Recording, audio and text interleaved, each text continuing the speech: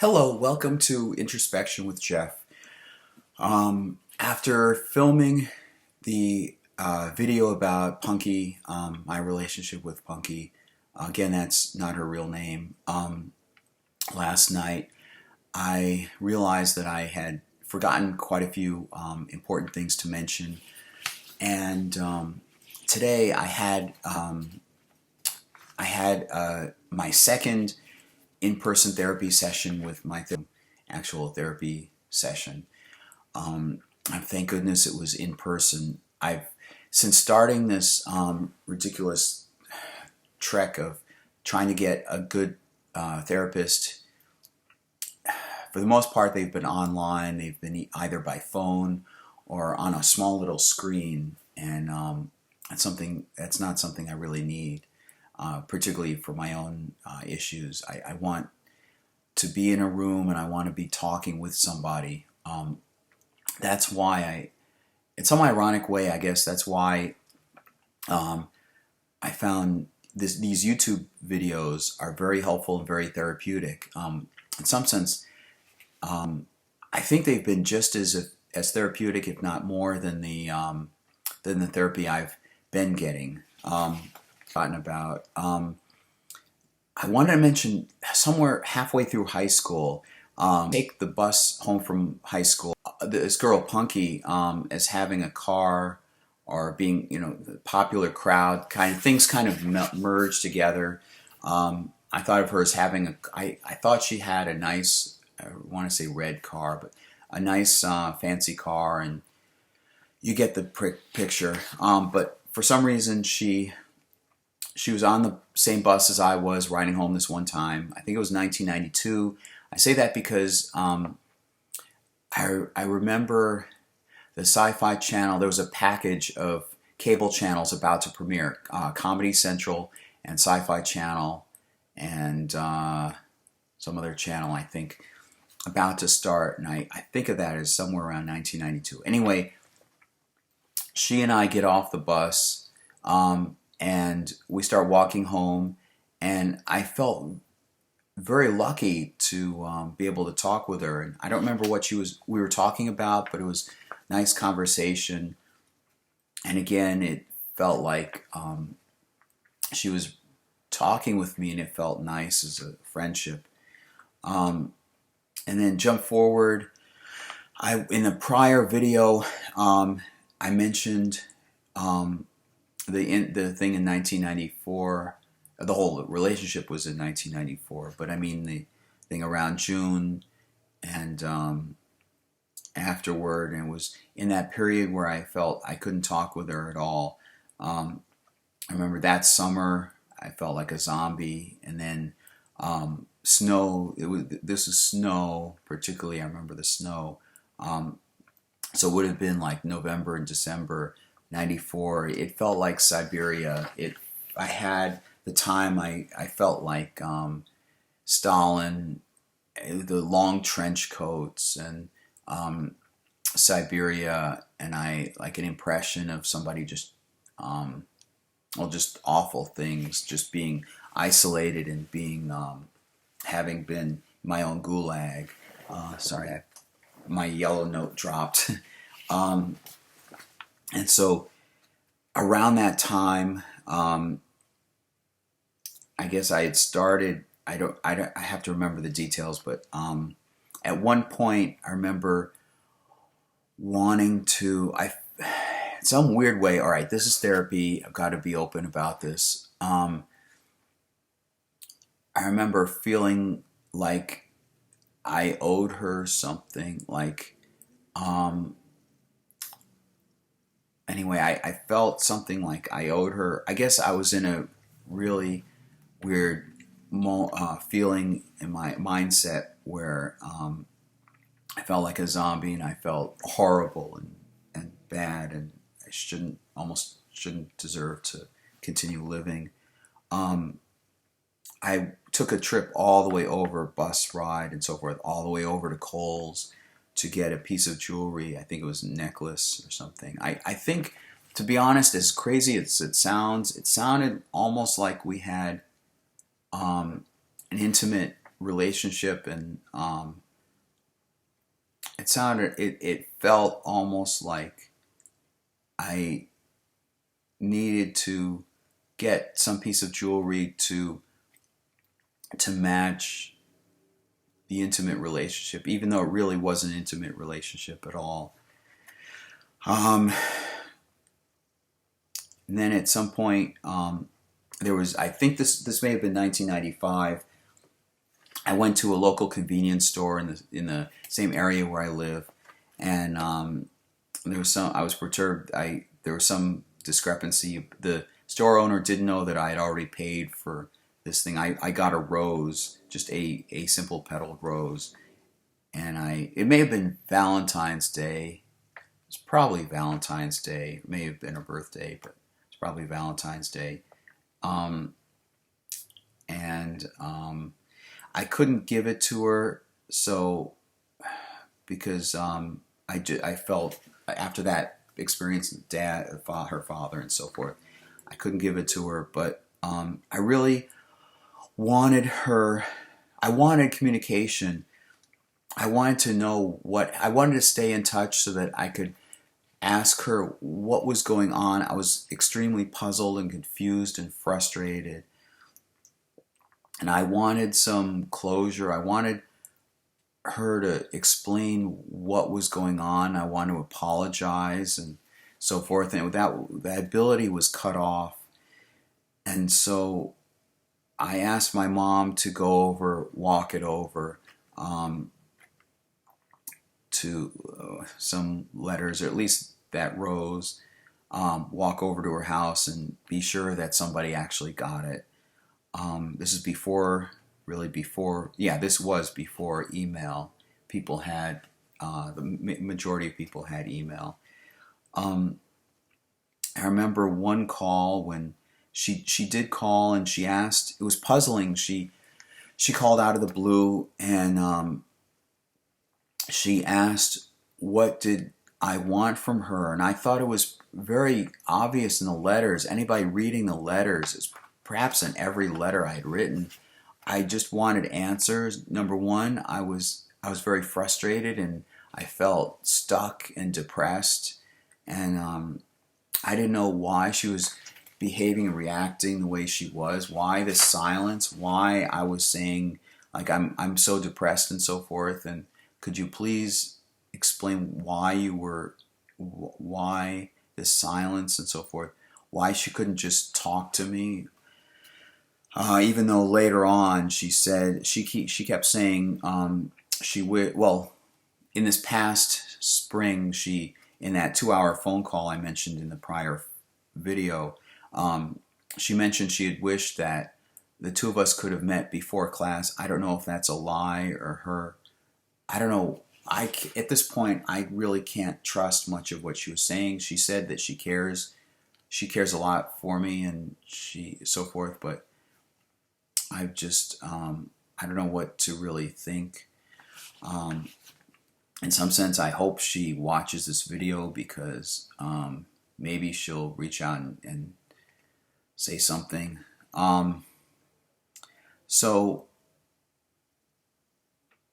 I may be confusing. I may be merging two phone calls together into one, but I had written a poem, and I had mentioned tart in the context of a nice delicacy, like a nice decorated, like a pie, like lots of color and vividness and so forth. It was a poem. So in the phone call, she asks if I was looking in through the window, and that totally startled me, like, what, out of the blue. I don't even know where she got that from. And she said something like, in the poem I mentioned something about like red hair, or her hair, or something about her hair. I don't know. It threw me for a loop. So immediately I wanted to reassure her that I wasn't looking in through the window at all. I'm not that kind of person. And then she asks if I was a psycho, and she said, I'm not. I'm clearly not. Anybody who knows me knows I'm far from it. she points out that, like, I had gone into the house, and I mentioned that I had recorded. This was so she just before that she asked me if there's anything I'd like to say. This seemed like, the final phone call we were to have, and so I admitted that I'd recorded those two phone calls, that Saturday and Sunday, the two phone calls in May that I mentioned in the earlier phone call. So at this point, she was saying, I asked if I was a psycho. Um, I had gone into the house and I'd recorded those two phone calls, and she wanted me to destroy the recordings, and and she just said, like, no more contact. I accepted. I acknowledged that that was her wish, and so forth. Um, I have this. Let me read through this note that I'd written. Um, it was just about the puzzled, and I said I just want to be friends. I mean, all along I had just said I'd be happy with being friends. And that's what she said in that phone call, if you remember. I think I mentioned that in the prior video to this one. And then I had wanted the house my mom's house I was living in. I wanted it to remain intact the way it was. All the stuff kept the same, and it was, for the most part, kept the same. For some point when I still had hope that she would reach out, and she would, things would change. What I fantasized was that she would contact me back, she would apologize, and she would say, let's be friends, and she would explain, in long detail, spend some good effort. Like, I would write these long poems to show my hard effort, long, earnest effort. Like, she would spend some time just explaining why she would be silent, why she seemed two-faced, why she seemed at some point sometimes to be cheerful and happy that she was getting my letters and so forth, and then, like, in school, and then other times she just would be silent and just gave off an impression like she didn't want to have contact with me. It was very frustrating, and it was very annoying, and for the most part, it was very bewildering and puzzling. And so I wanted to keep it intact, so that if that part had changed, then all the rest of my life, everything in the rest of my life, would have remained the same, and we could, like, in some sense, go back, continue from where we had left off. The house would have been the same. All the stuff inside my house would have been the same. I guess I'd been thinking. I guess I would have been thinking of her as coming over and visiting, something like that. So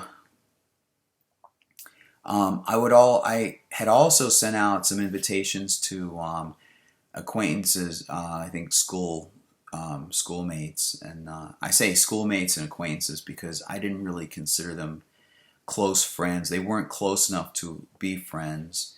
I would send them, like, on my birthday and some other time. Sometimes as I told my mom, that was my only real true birthday wish I wanted, was some kind of what I call reunion, like high school reunion. And then I have a note here that at some point, I think Forrest Gump came out in 1994 or 1995, and when it aired on, it was probably HBO, something like that, in the mid-90s, I saw it for the first time. I recorded it, and the character of Jenny really resembled Punky. Really, really did. And it's like she was running away, um, it's like in Forrest Gump, it seemed like Jenny was running away from her problems, running away, and only in the end did um, did she come around, and the two actually talked, and sadly it struck a chord. Um, and I remember this as being in 1996, um, because that was when this next part, that was when the plane crash occurred, TWA 800.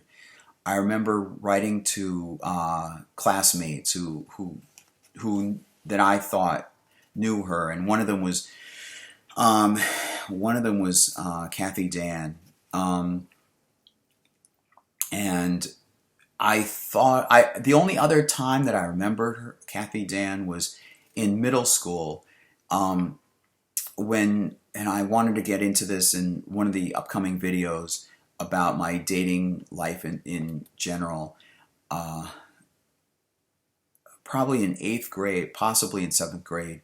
Um, Kathy,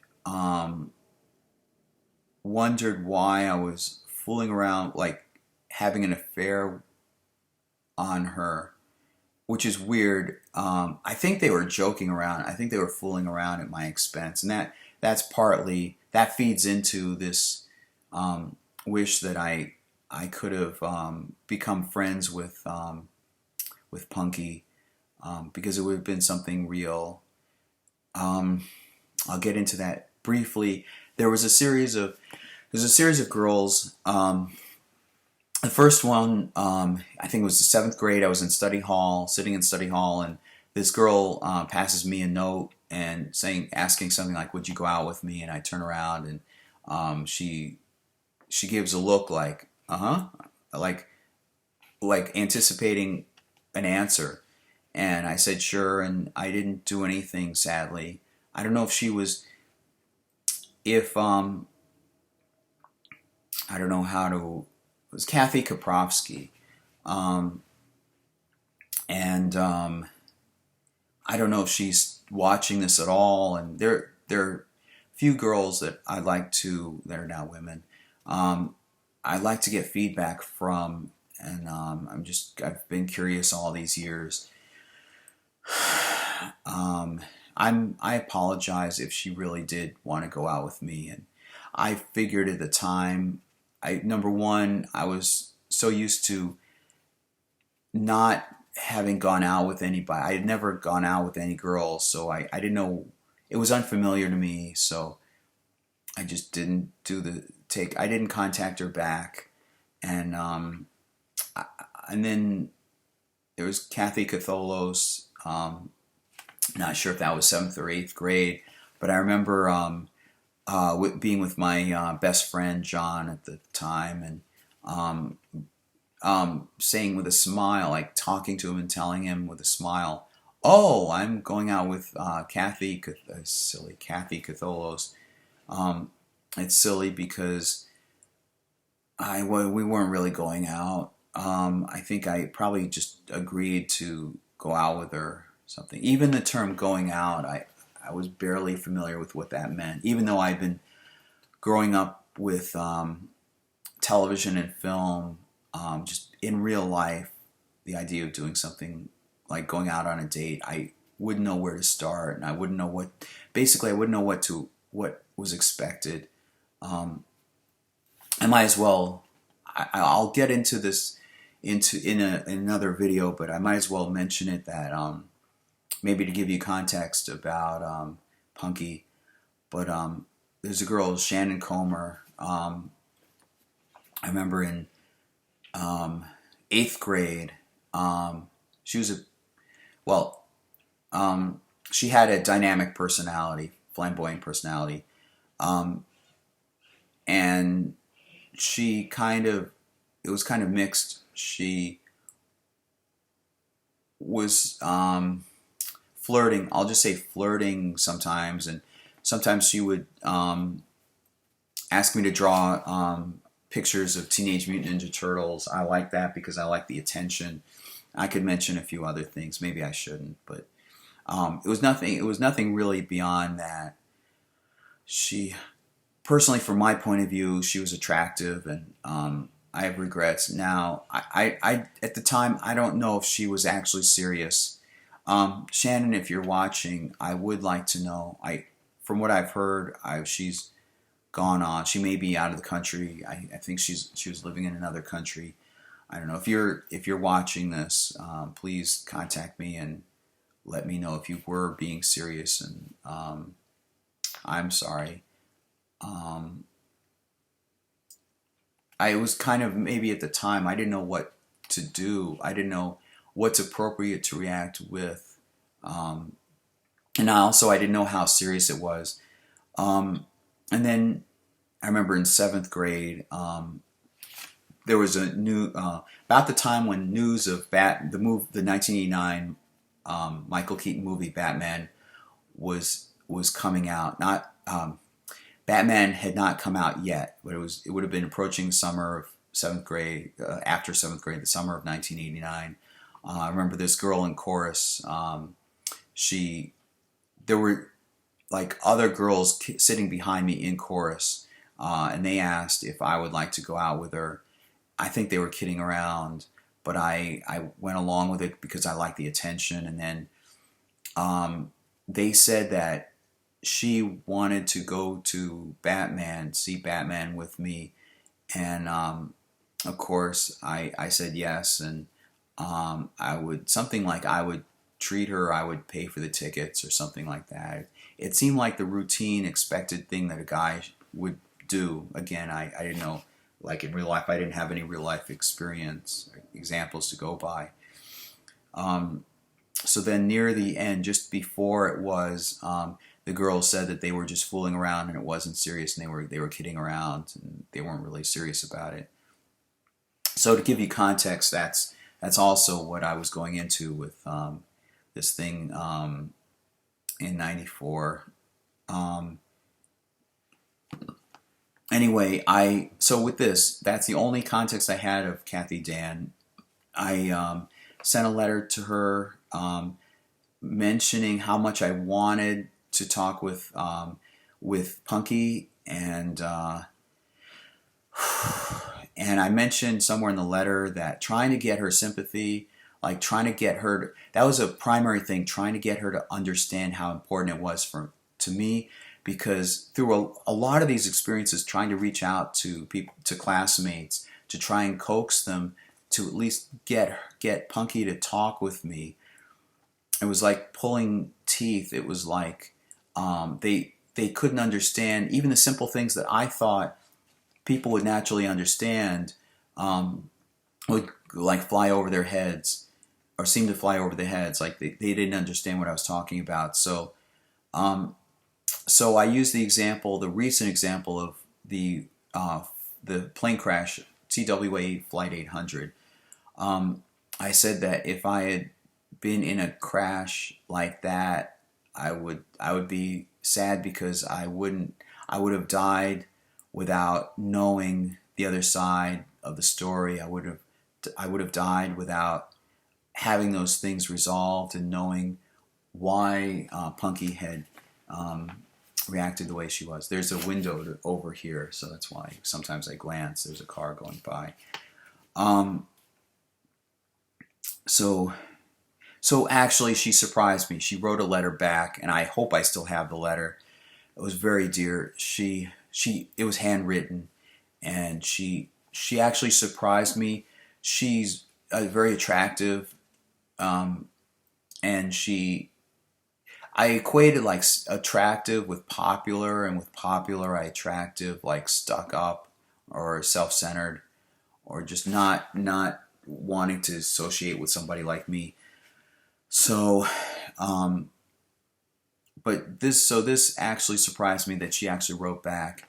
And I remember in the letter, I remember some other wording in the letter, the term Armageddon. It actually, not Armageddon, Revelation.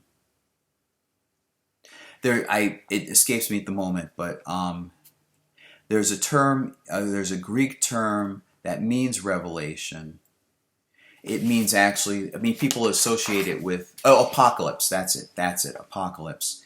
I must have. I used the word apocalypse in the letter, and I explained because it felt somewhat so deep to me internally.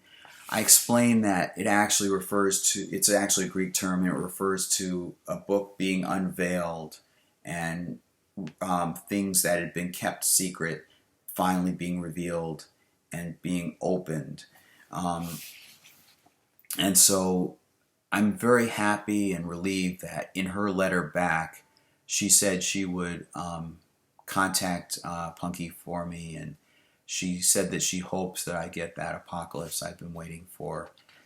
I guess there is a connotation of apocalypse being a huge dramatic event, and in my mind, I had thought about it as a big dramatic event in my life to finally have it all this thing resolved. Um, and then I remember, what feels like decades go by, and at this point, we had been my Punky and I had been friends, had been connected on MySpace and been connected on Facebook, and sometimes I would help her with her plenty of fish, not plenty of fish, her fish. There was a farming game and there was a fish game and so forth. And I remember something like I would help her feed her fish in the game or something like that. And I would keep in contact a little bit through the game and through Facebook. Maybe I would like some photos she posted or something. So I texted her and at some point, and there was an upcoming reunion, and I didn't know whether I should go or not.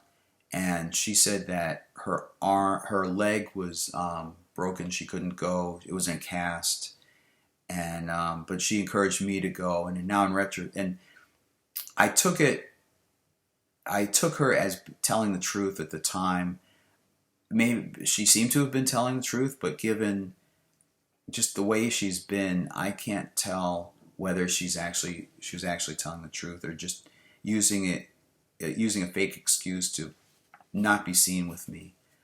Um, I remember there was a favorite movie, and I found that another thing I should say is talking with her those moments, she seemed more like she was interested in she was deeper than I thought she was. She seemed like a popular girl, and she seemed like empty-headed. She seemed not empty-headed. She seemed like a cute girl that's part of the popular crowd that nobody thinks is really deep. And so it surprised me when she started. It pleasingly surprised me when she described some things that we shared in common, and stuff that she was. I don't want to go into detail about what she liked, but things that you wouldn't expect a cheerleader. Not that she was a cheerleader, but like a cheerleader, popular girl to be interested in.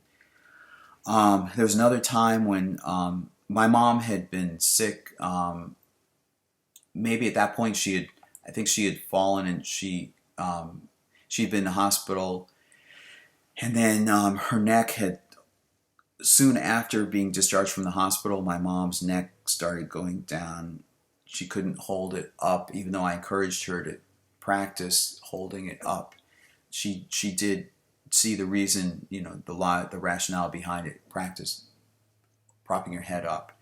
I didn't want her to suffocate or whatever. So I texted Punky about it, and in this typical way, Punky sometimes can't spell. And she said she would look into. She expressed condolences, or whatever. Sad, she expressed her kind wishes about it. What happened to my mom, and she said she would look into charities, and she spelled it charity with an S after it. Maybe it's a quick way of typing charity and then just typing S instead of actually typing. Maybe what she was using guessed that she was trying to type charity and she just stuck an S at the end. Maybe she's not a good speller. Anyway, I felt happy about that. And that's one of those examples when in this long quote relationship, kind of pseudo relationship, where she seems to promise something and it never materializes. I got no I got no feedback update after that she had actually looked into any charities or anything.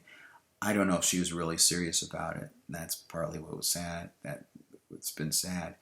So now I get to the conclusion of this video.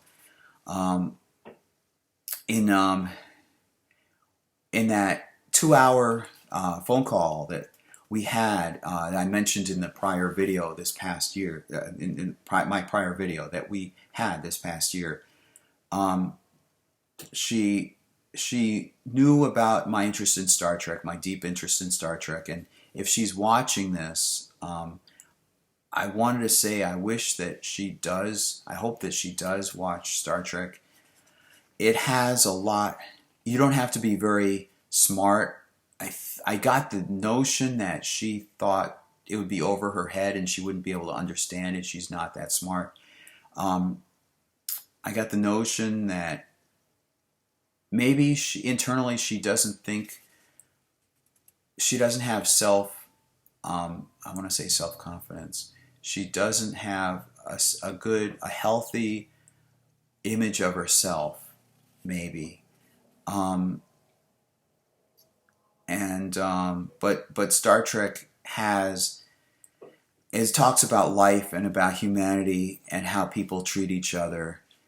And I know it certainly made a big impact on my life, and it presents a very optimistic future, and it shows, despite there being hardships and so forth, over the course of the several series, there was a 1966 3-season series, and then there were movies, there was an animated series, and there was a Next Generation that lasted 7 years, and there was a Deep Space Nine that I think also lasted 7 years, and then Enterprise lasted like 4 years, and there's a lot of series, and through all that, it was all aside, except for the recent series, it was always optimistic. It always presented our main characters as shooting for the best possible result and the best possible outcome, and being hopeful and thinking the better of each other.